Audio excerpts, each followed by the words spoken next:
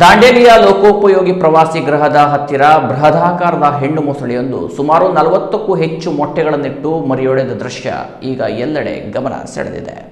ಈ ಮೊಸಳೆ 2 ತಿಂಗಳ ಹಿಂದೆ ದಂಡೆಯ ಉಸುಕಿನ ಪ್ರದೇಶದಲ್ಲಿ ಗವ್ಯಾಕಾರದ ಸ್ಥಳವನ್ನು ಮಾಡಿಕೊಂಡು ಇಲ್ಲಿ ಮೊಟ್ಟೆ ಇಡಲಾರಂಭಿಸಿತ್ತು. ಇದೀಗ 2 ತಿಂಗಳ ನಂತರ ಮೊಟ್ಟೆಗಳು ಒಡೆದು ಮರಿಗಳಾಗಿ ಹೊರಬಂದಿವೆ. ನದಿ ದಂಡೆಯಲ್ಲಿ ಪ್ರದೇಶದಲ್ಲಿ ಮೊಸಳೆ ಮರಿಗಳು ಓಡಾಡುತ್ತಿರುವುದು ಕಂಡುಬರುತ್ತಿದೆ. ಜನರ ಸದ್ದು ಆಗುತ್ತಿದ್ದಂತೆ ಅವು ಒಳಗಡೆ ಸೇರಿಕೊಳ್ಳುತ್ತವೆ. ತಾಯಿ ಮೊಸಳೆಯ ಮೈ ಮೇಲೆ ಏರಿಕೊಳ್ಳುತ್ತವೆ. ತಾಯಿ ಮೊಸಳೆ ಮಾತ್ರ ಆ ಸ್ಥಳವನ್ನು ಬಿಟ್ಟು ಎಲ್ಲೂ ಅಲ್ಲಾಡದೆ ಅಲ್ಲಿ ಯಾರೂ ಮನುಷ್ಯರು ಹಾಗೂ ಪ್ರಾಣಿಗಳು ಬಾರದ ಹಾಗೆ ಕಣ್ಗಾವಲನ್ನ ಇಟ್ಟುಕೊಂಡು ಕಾಯುತ್ತಿರುವುದು ಇದೀಗ ಸ್ಥಳೀಯರಲ್ಲಿ ಆತಂಕ ಉಂಟುಆಗಿದೆ. ಕೇವಲ ಒಂದು ಹೆಣ್ಣು ಮೊಸಳೆ 40 ಮೊಸಳೆ ಮರಿಗಳು ಹಾಕಿದರೆ ಕಾಳಿ ನದಿಯಲ್ಲಿರುವ ಉಳಿದ ಹೆಣ್ಣು ಮೊಸಳೆಗಳು ಮರಿಗಳು ಹಾಕಿದರೆ ವರ್ಷಕ್ಕೆ ಸಾವಿರಾರು ಸಂಖ್ಯೆಯಲ್ಲಿ ಮೊಸಳೆ ಮರಿಗಳು ಹುಟ್ಟುಕೊಳ್ಳುತ್ತಿದ್ದು ಮೊಸಳೆ ಸಂಖ್ಯೆಯಲ್ಲಿ ಗಣನೀಯ ಏರಿಕೆಯಾಗುವುದರಲ್ಲಿ ಯಾವುದೇ ಅನುಮಾನವಿಲ್ಲ.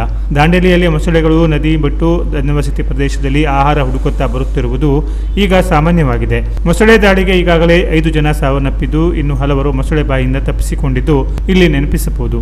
ಯಾವುದೇ ಅಹಿತಕರ ಘಟನೆ ನಡೆಯುವ ಮುನ್ನವೇ ಸಂಬಂಧಪಟ್ಟ ಇಲಾಖೆಯವರಿಂದ ಮೊಸಳೆಗಳ ನಿಯಂತ್ರಣಕ್ಕೆ ಕ್ರಮ ಕೈಗೊಳ್ಳಬೇಕೆಂದು ಸಾರ್ವಜನಿಕರು ದೂರಿದ್ದಾರೆ. Canara plus news, Dandeli.